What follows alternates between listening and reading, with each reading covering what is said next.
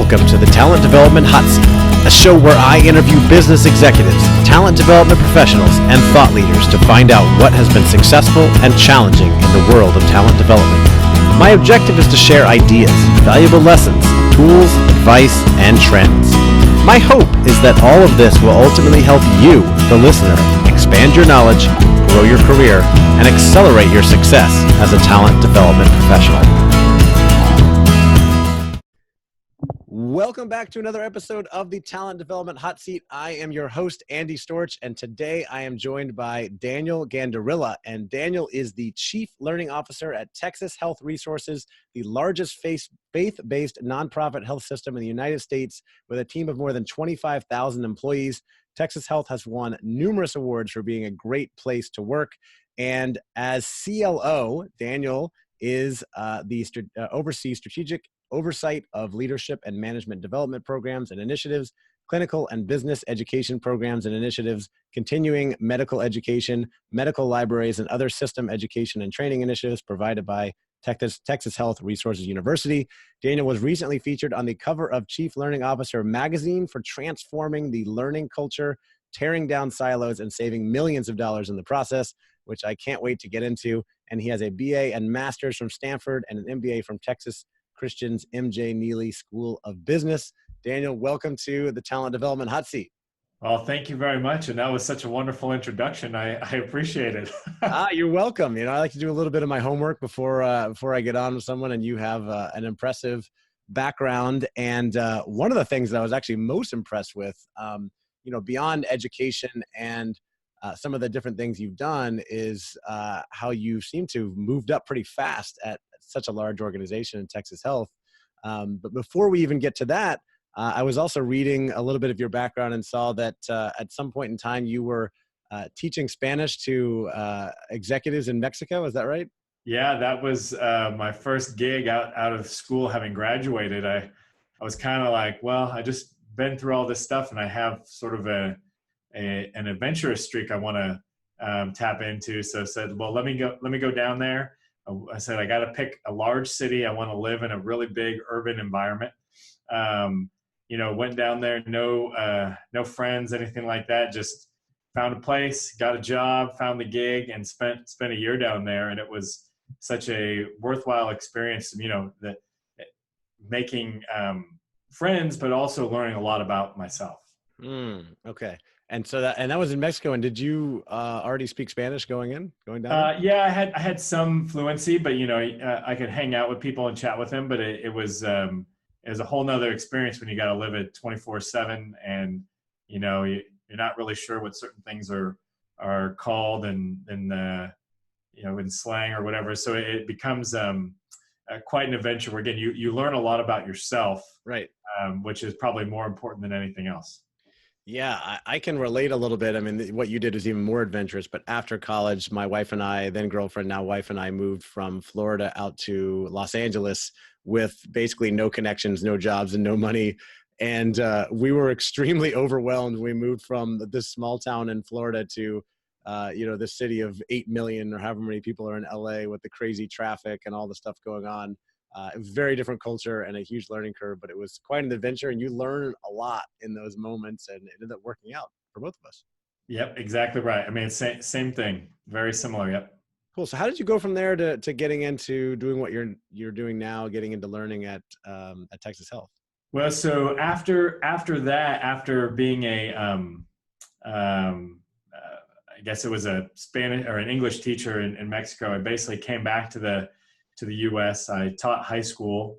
I also ran the student leadership program in South San Francisco. So I was there, spent a lot of time with these kids, really finding out that, what I really enjoyed more so than anything was helping people to develop, not necessarily even, the subject matter, because I did teach history, psychology, I had government econ, but the thing that was most important to me was sort of the human being and how they were progressing and what they wanted to do. So I decided at that time, my wife or my fiance and I we'd been engaged, and we decided we were ready to make a career change and we moved here to DFW, where we currently are now. And in that process, started pursuing my MBA and my doctorate in educational leadership. So I'm ABD on that, right? So I basically, after this podcast, I will then turn around and continue to try to crunch some of that document out there so I can finish my dissertation. But Nice. that's my Friday afternoon activity. But then, so in school, I started pursuing, just some business administration, education, all that stuff, and learned about chief learning officers at that point, since I had some exposure to management education, and people started talking to me about it. And I realized there was an opportunity to synergize my background with my interest and with the degree and all that. And so I started looking into it, and lo and behold, found out more about it. I was able to get the chief learning officer from Coca-Cola at the time on the phone to chat with me about just expressing this interest. And, I then ended up at Procter & Gamble doing my internship for my MBA. And when I came back, I gave a presentation about some of the activities I had done to the chief learning officer at Texas Health, and he told me to come join. And he did, and just kind of worked my way up. The rest is history. Oh, that's fantastic. And it just reinforces advice that I give people all the time, which is networking is so important. Reach out to people, ask questions. Most people want to help. I did the same thing when I was in business school. The only problem for me was I wasn't as focused on what I wanted to do. And so I would reach out to a lot of alumni to do informational interviews, and everybody would say yes. And I would get all of this great information. But then they didn't know how to help me because I didn't know where I wanted to go with my career. But things worked out in the end, and it sounds like it worked out well for you. The interesting thing is you got hired by the chief learning officer and you joined Texas Health, and now you are the chief learning officer. So, and it happened pretty fast. So tell me that story. Yeah, so it was just a matter of me getting in and started doing work. And, one of the things that I always emphasize is, you got to build those relationships when you're in the organization. And right away, I just started talking to different folks, finding out what their needs were, trying to figure out resources that currently existed, or serving as a vehicle to connect people. And just through that capacity, I always try to do the job that's above you. So I was a manager, and then I was trying to do my director's job so he could free up, right? So you can get everyone up, working to the higher level. So as I did that, I just continued to, own the role above me, to the point that I was doing the work. And then when that director left, it was a no-brainer that I was the person to put into that position. And then, there was another chief learning officer at the time. She came in, and I basically worked to try to help her do her role as best as possible. So I was doing some of the activities that might have normally been done by the chief learning officer, but I was the director at the time, and just kept working at it. And then when she left, it was a no-brainer that I would be in that position. So it was always, my philosophy has always been to try to, again, help the person above by saying, what can I do that would help you? Yeah. And even if it's a part of their role, so it can free them up to do other things, then that's what you do. And if that's the work you do, it just becomes natural that you're the next person to fill in any given duty. Yeah, I like that advice. And it sounds like it works very well for you to always be thinking about how do you do the job above you so that you're essentially prepared, and it becomes almost a no-brainer when that job opens up. So are you doing the CHRO job now so that you're ready to go when that role opens?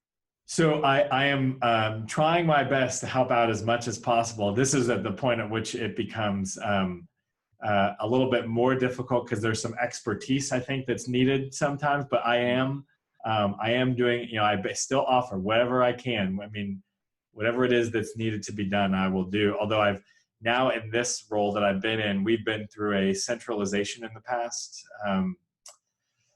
3 years, and then we've been continuing to add different functions. So more recently, in the past 18 months, we added in our continuing medical education and medical library. So I've been doing more work at the current level than I usually will, because I do try to free myself up to do some work above. But it's just been a matter of, there's a lot of work going on at Texas Health. So I would like to continue to work on freeing up some time to support our chief people officer. But I've been just through a lot of process improvement right now, really focusing on integrating a few teams together. So not as much as I'd like to, but there's a lot of work going on that's really Sure. entertaining. Yeah, no doubt. And speaking of that work, I want to dig into some of the work that you have been doing there as the Chief Learning Officer. And as I mentioned, you were featured in Chief Learning Officer magazine, which is on the cover, huge, really awesome to see that. And it was all about how you transform the learning culture and really tore down silos. So tell me more about what you did there and how have you gone about transforming the learning culture? So yeah, this has been not just in the past 3 years, but the entire time I've been here has really been trying to bring people together. And I know that you probably have people listening to your podcast that are from outside of healthcare, but Definitely. For those that are within healthcare or want to learn more about it, you just think about when you go into a healthcare organization, or when you walk into a hospital, just think about how many specialties and subspecialties exist, right? Within nursing, you've got med-surg nursing, you have critical care, emergency, OR, labor and delivery.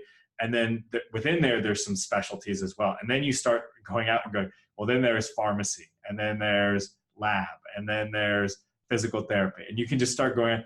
Because of this, it really involves having to bring a lot of people together in order to understand how to best serve the patient or the consumer. So having to bring those folks together often takes a lot longer than you really want in order to do something quickly, but it gets you to a better outcome. So that's really been the work, is saying, okay, look, if we're going to do this for pharmacy, does nursing need to be involved? Do physicians need to be involved? And that's really been breaking down a lot of those silos. And it's a different way of thinking, and we've been pushing this tremendously. But so when we centralized about 3 years ago, we had to go through this process, and that had to bring everyone together and coalesce us around a vision. So we put in a new leadership team with a vision on trying to support these hospitals collectively, as opposed to just nursing, right? And reaching out to different disciplines beyond that. And it hasn't been easy, but we've been, the thing that we've had to do more than anything is to either work and put ourselves into a work group that currently exists, like we'll call it like a cabinet. So our emergency department cabinet, which has an interprofessional team, and get someone on that team, or to create a work group for something like diabetes that would involve various different disciplines in there, and to put ourselves at the table, or just create the table where we could then have a conversation about what's really needed,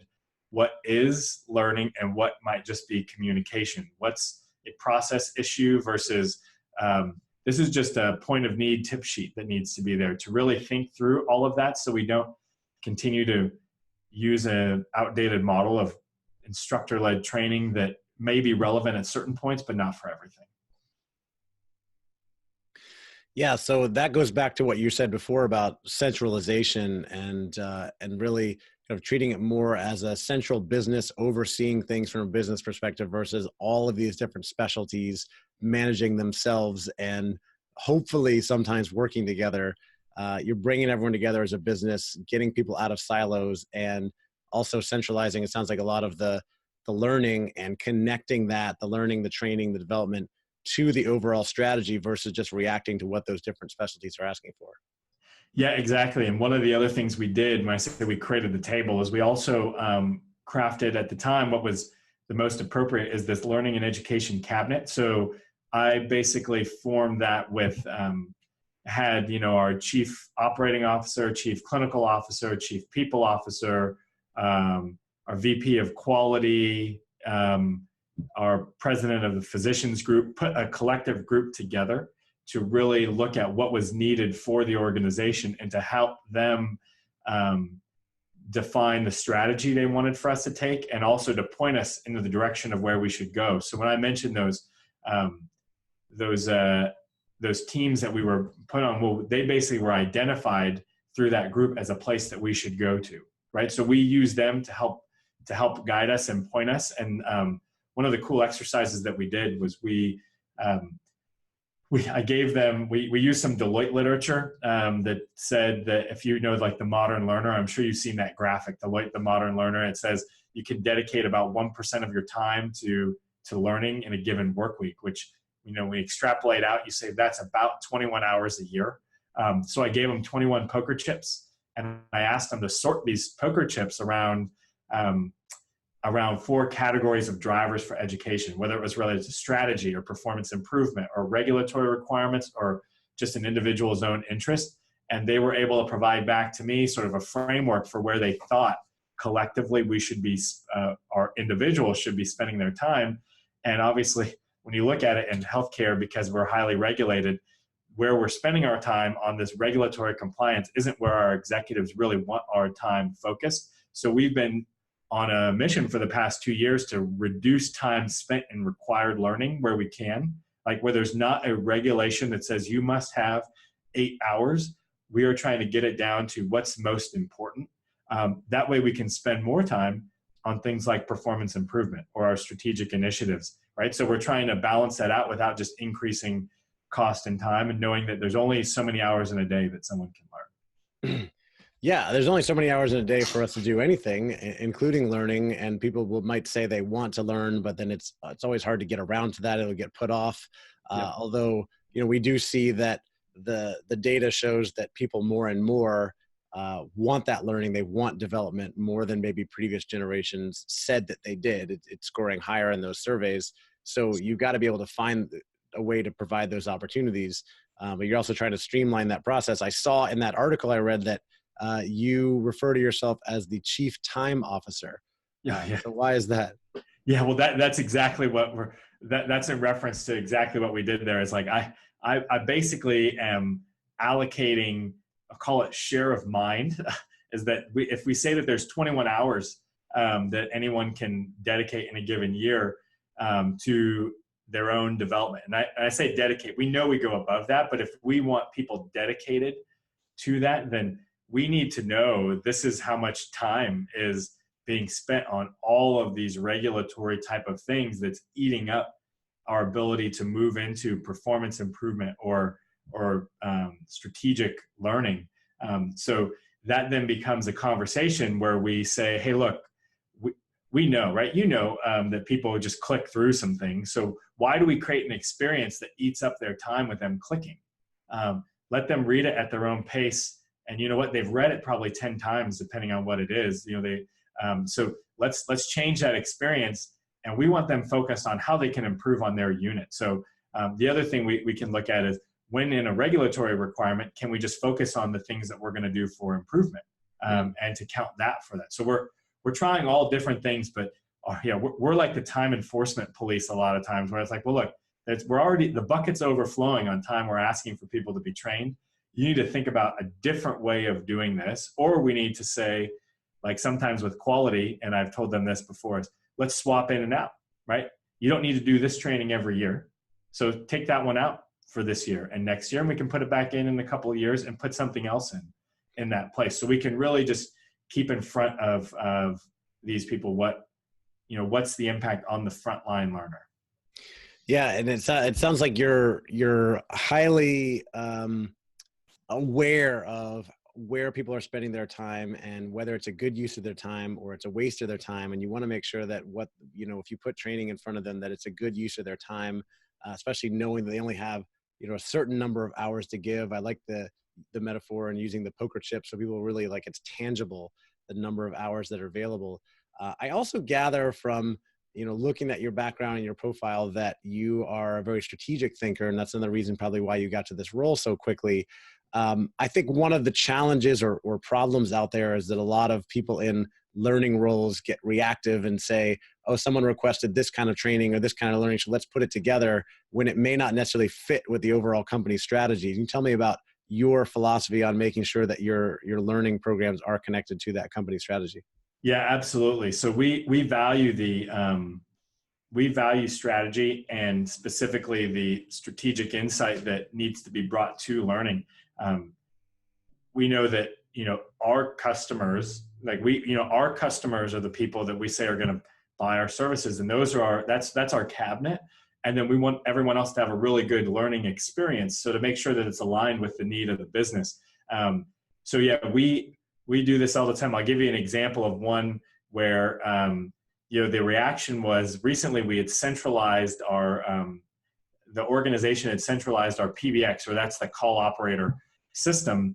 And they uncovered quite a few things in there that weren't standardized, and they wanted to come back with a training issue. And so the team was handling it, and they came to me and said, that's not a training issue.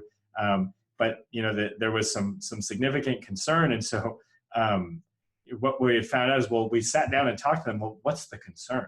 Well, we don't know if people are going to know, who to call. And I said, well, is there a single number to call now? Yes. Well, okay, what's the number? 9999. All right. So do we need to train people on how to use a phone? No. Okay, then what is it we really need to have people do? Oh, we need them to know the number to call. Great. Do we have stickers that we could put on the phone?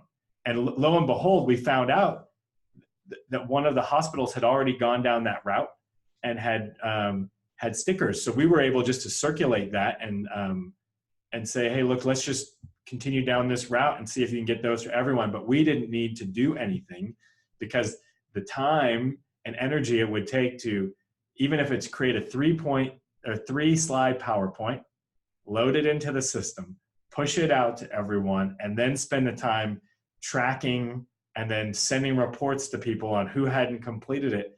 In that amount of time, we could have put stickers on every phone and everyone would have it in front of them all the time. So, that was one of those ways that we basically were able to deflect some of that, and we got people to buy into it. It was not easy. And I will tell you, it can be very painful, right? And people don't like it because, when you're either the chief learning officer or you're a trainer or a instructional designer, you have to say no.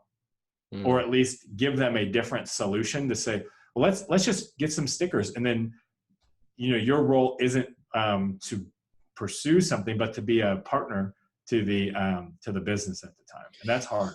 That is really hard. And I think it's a challenge for a lot of people, that idea of moving from an order taker to a partner to the business. And when you're a partner to the business, you make sure that things fit in with that strategy. But that also means you have to say no to other people, or maybe dig in and ask more questions to determine what is the actual need. So how do you go about doing that? Is that something that you struggle with, or that, how did you get better at doing that? Yeah, struggle all the time. So we try to basically give everyone an option to get to yes, but it's no in terms of what we need to provide, right? So we always try to get to yes.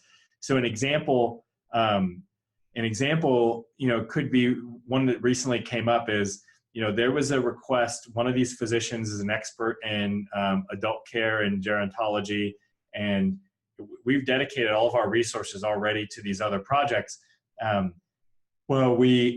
She wanted to create these own things that she would write all the content and all that. And so we gave her an option that was, we have a tool that's fairly easy for you to use if you can write all that script. And we could make it a self-service option for this physician to say, hey, look, I want to craft this content, create the content. I will own it. I will build it. I will do all this stuff. So we try to provide a way for people who are motivated to do that without needing 100% full support from us, because we know that we've got resources dedicated to what we call our core products and services that we run day in and day out. We're responsible for orientation, our leadership development programs, our CME. There's conferences that are put on, and we know we do these things every day. So we've dedicated all of our resources to that. And then we have some additional bandwidth, but once that's tapped into by all these other projects, it becomes a matter of prioritization. And then that's where, if someone wants to go about it on their own, we have a solution, or we might need to go back and to reprioritize the work that's been done. But in order to do that, we need to take that over to a group that can do that. We can't do that on our own. We then say, hey, look, here are these things, and what's the priority? And that difficult choice needs to be made by whoever's commissioned the work. And one of the options could be, well, we'll just give you money to do that. And so that's the way that whoever's in one of these roles has to really think about is, you've got a finite set of resources, but you can always go ask for more, but you have to be able to have that person help you make the case. And if it makes it, then you get the resource. And if not, then you don't. Right. Yeah, makes sense. So there has to be a strong business case for the thing they want to invest in. And then it could be internal resources. It could be money. Now tell me about that. You have a lot, sounds like you have several different training and development programs in place. Do you use outside partners to provide content for some of these things, or do you build everything internally? Yeah, so we have a lot of great vendor partners that we use for some of our continuing education, our professional development, and leadership development. We try to customize as much as possible, and I say customize. We tailor it to Texas Health, right? We THRI. We make it Texas Health Resources Approved, where we try to like we're right now rolling out situational leadership for our leaders, but we put a wrapper around it that makes it about Texas Health. So we can buy out of the box the content, facilitate some of the content, but then we always want to connect it back to our Texas Health framework, right? So it fits within the language and the way that we do things. On the clinical side, we do tend to customize some content a little bit more, but we have different people. We have different products that provide us specific processes they can use for nursing, as well as CE. But we do customize some very specific process and workflow things for ourselves as well. Got it. So yeah, it sounds like a healthy mix and between custom and standard and working with vendor partners and creating things in-house, depending on what you're trying to do, where it fits in, what skills and resources you have available versus what partners you have. And I see the same thing with a lot of the clients I work with. I provide really custom solutions down to off-the-shelf standard type stuff. And how much do you want to invest in customizing these things to work for you? There's one other thing I wanted to ask about, which is your education advancement program that you had to streamline quality and access to training. What does that look like? How does that fit into everything we talked about? So that was phase one of the centralization, right? So when we did that, what we really looked at, and this was a long project. The first thing we did is we went out and we made visits to all of our different facilities and looked at what resources they currently had. And what we found, and I'm sure that it's like this in other large organizations, we just happen to be large in one metroplex on an island, is each facility had a little bit of a discrepancy in what was available to them, with some of the smallest facilities having almost nothing, to the point that we found out in the process before we had centralized some of the design and development, before we did the next phase of the people, that some of our smaller facilities were having to go to our competitors to get resources, to get some of the training that they needed. And so that was so disheartening that we said, okay, look, we need to take these functions and reposition what we're currently doing centrally. And again, so that moved to some of the design and development of content, and then a deployment through the learning management system. We took that on because there were 13 different facilities doing 13 different things. And so you had these 13 catalogs, and each one had a version of something, and the content wasn't the same. And so we took that on as the first phase, really to just make sure we ensured better access to higher quality content. And then as we then modified that, we learned then in the next phase that, well, we changed that and we've got it, but the people are still scattered and doing things differently. So that was the next phase of that centralization. But what we really found is we've been able to reduce a significant amount of rework or waste, we'll call it, in creating the same thing but for a different population, and then with the potential risk that they're creating a whole different type of learning experience and module and content in there.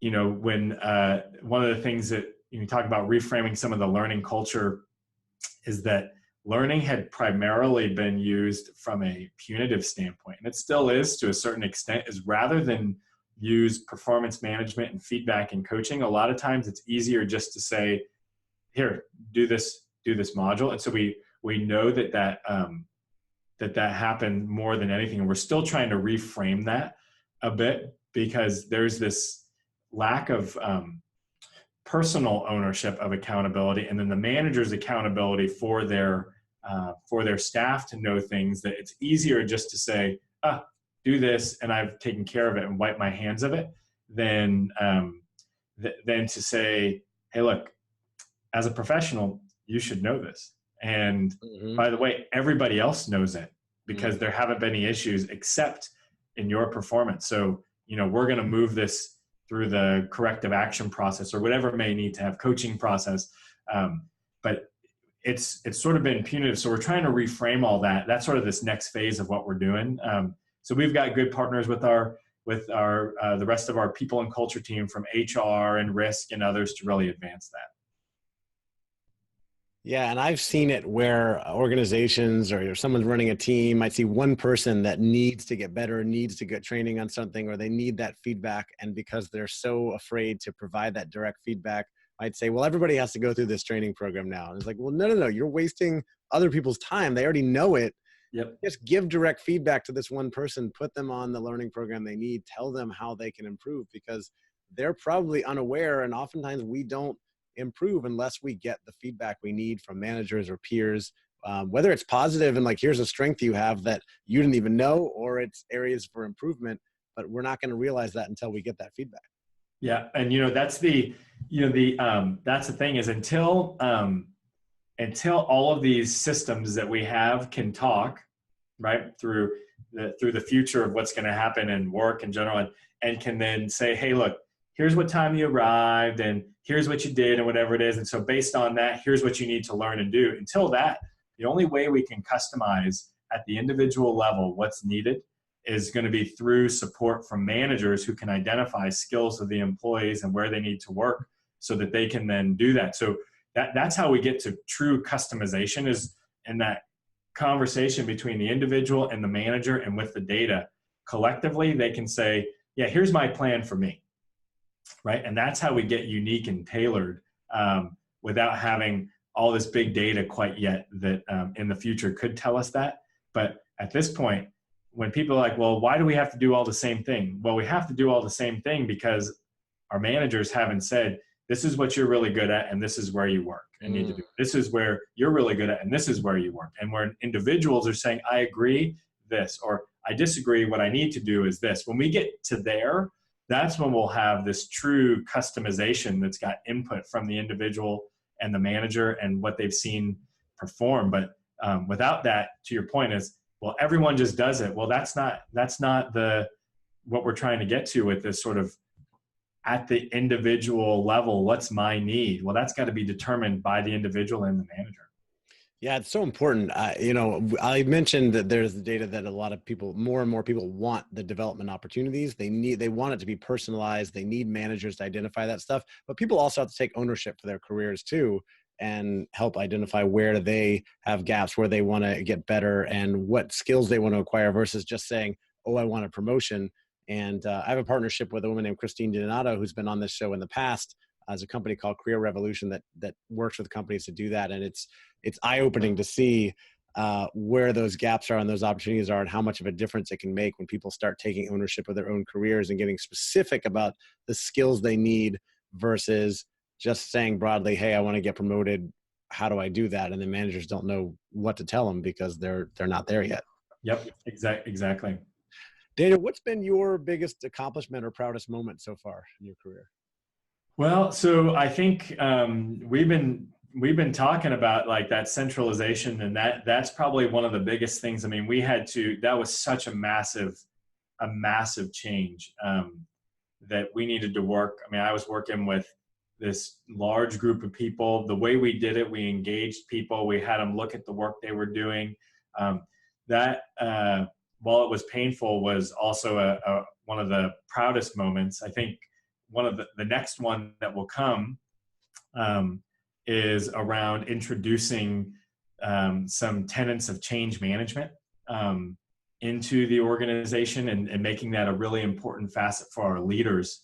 I have been approved recently to do that. So I've been working with our system transformation office to basically plug that into the way that we work. So, and then to roll that out in the future to our leaders. So that to me, the first one is sort of, that's in the past and it's something that's proud, but there's also this other one on the horizon, because I've been talking about change management here for the past, 2 or 3 years. And it's finally, with all the stuff coming to fruition. And I'm not sure that, a lot of times people think that time horizons are short, like a training program. But when you're talking about trying to move an organization in a direction, sometimes it takes 2 years to get that conversation to the place it is that you can then go ahead and start advancing it. So the next one that will be my proudest moment, that might even eclipse the education centralization and that creation of THRU, will be this change management approach, because it's going to be so critical. It's sort of, again, this is something that will transcend industries. Is if it's almost like if there's nothing else you can focus on, you can focus on how managers and leaders can move people through change, and how individuals can move themselves through change. Because while it's cliche, it's the only thing that will continue to be constant. Yep. And if you can focus on that, any chief learning officer or talent development, whatever it is, will truly help to move the organization forward. So I'm really excited about what's to come next. So that's sort of a what's proudest and what's coming versus what we've already done. Yeah, and the rate of change is faster than it's ever been before, and it's also slower now than it will ever be in the future. So change is going to keep getting faster. Those needs are going to be there. Having those skills in the future are going to be so valuable for your managers, for you, as you continue to advance in your career. So I like where you're going with that. Flip side, what's been your biggest failure or mistake to this point, and what did you learn from it? So I think, there have been some things that we've tried to do. So one of the things we originally tried to do that bombed, and it was internally primarily, but we said, look, we've got all these experts and they're all creating this training, but they're not really experts. We created a program that was called Teaching You to Fish, right? With the intent of making them better experts. And man, did that was, I had pulled the team together. They talked about it. They crafted a curriculum. They pulled people in, and it bombed. And we had people show up to the first one, and then there was like a 3-part series. And by the second one, we only had like 2 or 3 people coming, and then no one actually finished it. And so it was painful, because it was like, we need this. And it was an idea that we came up with in support of a need. But the people, we had to shift their mindset first. And they weren't ready for it. A lot of them that were in there realized what they were saying was training, wasn't really training, but they couldn't they couldn't move away from that idea that what they started with was different. And so it was painful. It's brought up right now sometimes people will say, well, remember that time when we did, teaching you to fish? And it's like, it's always like getting, not reopening a wound, but like pushing a wound that's still kind of healing, and it hurts a little bit, but it's one of those that you can only, my perspective on a lot of things is that you really can only learn from experience. Yep. So whatever it is that you sit through a workshop, whatever it is, it's when you go to do it that you learn. Mm-hmm. And so that was one of those learnings that even though you may need it, there's still a huge barrier in terms of trying to push the change forward and what's required. And just wasn't ready for it, was underprepared for it. And so it basically, it died. And now we're bringing back a second version of it through this tool that we have and trying to help support our experts. But now we're working we're working at a slower pace, but we're trying to put some infrastructure around it to provide help that we didn't have it last time. Yeah, it's important. And we do learn best through experiences. That's why I'm a big fan of experiential learning. That's why you hear people say things like, after they go through some type of tragedy or a big challenge or failure like that, I learned so much from it. I wouldn't want to go through it again, but I'm glad I did, because that's, I gained so much insight and knowledge from it. Are there any big trends that you're following or tracking today in talent development that you think are changing how people might be working in the future? Yeah, so I do think that the notion of augmented reality more so than virtual reality, and these ideas of chatbots are 2 really big things that could help for talent development. So when we think about chatbots first is we know that a common issue is search, right? Where can I find this? Well, imagine that, you just had a quick, a search bot that could pop up, or a chat bot, and could say, hey, look, I'm looking, what do you need from Texas Health Resources University today? Oh, I want to create a leadership development plan. Ah, perfect. And it can walk you through that in a way that could automate some of the services that are provided. Again, not some of the expertise, because we still need to use that to create the chat, and we still need people to be able to support that on the back end. But just in terms of how you deliver the service and how you can make it easier, those things are the way of the future, and you could use it for anything. Hey, I'm trying to find my annual compliance training. Oh, okay, what's your role? Boom. Okay, what do you need? Boom. Have that pull through the data. Those things are no-brainers, right? And those are ways, again, to improve service. As it relates to augmented reality, I think the ability to have not just a simulated experience, but one in which it can overlay a real experience, right? So if you want to practice having a conversation, that you can do that, but then to have information through augmented reality that could pop up at the time. And so there's a really simple way of explaining this is, and I'll give you, this is overly simplifying it, is the Joint Commission comes through into Texas Health, and they want to know that people know where to go to their, how to find their fire extinguishers and all that. Well, wouldn't it be pretty cool to have an augmented reality app that you could pull up, and then you could open it up and say fire extinguishers, and it can guide you from your current location to where you need to go. And then when you get there, put your phone over it, it sees it, and up pops the how to use it just in case. Well, now you don't have to spend all this time going through this training up front, but through this experience and in the moment, you're able to capture it. It's probably a little more difficult when it comes to management stuff, but you can see a time in the future where, hey, look, maybe every employee, every leader has Google Glass kind of things on. And if you're in a conversation that's going south, it reads people's facial expressions, and it can provide that stuff to you and give you pointers in the moment of things you may want to say to diffuse the conversation, or things you may want to say to, check in on this. Are you feeling okay? Those kind of things. There's a really good article that one of our presidents sent over. It's, I think it was from the Wall Street Journal, or maybe in New York, or something about the robots that manage the managers. And it's really about these notifications and things that pop up. But I think having it overlay real time, so that and you can augment your own reality, it provides a better learning opportunity. Because again, even though these things, you'll have notifications, the manager is still going to have to do something, right? So they're still going to have to say, hey, I hope you're feeling okay after this tough conversation. Or, this is just a one-time thing, or whatever it may be. It still has to be executed on, even though we can provide all of these different things. And that execution can't go away. It's supporting them in their execution that will be helpful. Yeah, such future-looking stuff, and all of that is coming. And the robots that manage the managers, I like that. And of course, if you're a good manager, you connect with people, you have a better chance of robots not taking your job.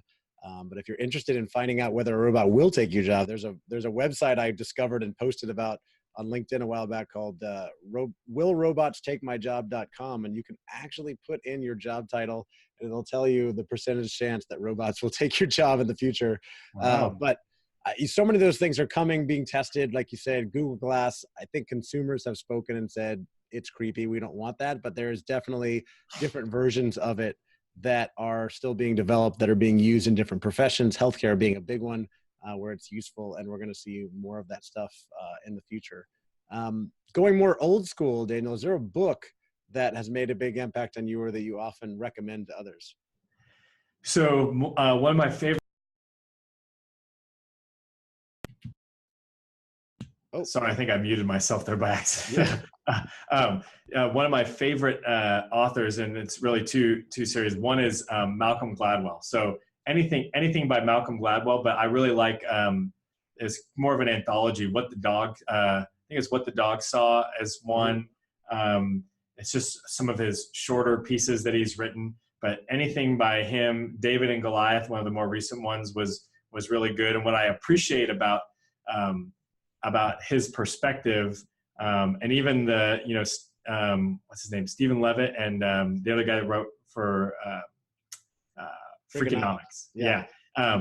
That I appreciate their perspective, and that they look at a topic, and then they work through the topic in such a way that what you might think is conventional wisdom is not necessarily the truth. And it forces you to put on your hat in terms of lateral thinking. For example, you mentioned up front about, I went to Stanford as one of it's a great piece, I think, in David and Goliath, where he's questioning the value of going to Harvard versus a smaller university and going through the benefits of it. And, while there may be a brand benefit of going to a brand name school, there are other things that might not be such a benefit in terms of morale or, the self-esteem, things like that, Stanford was a great place. So don't get me wrong. And there was probably just Harvard, but that there's some things that are counterintuitive that you need to think through.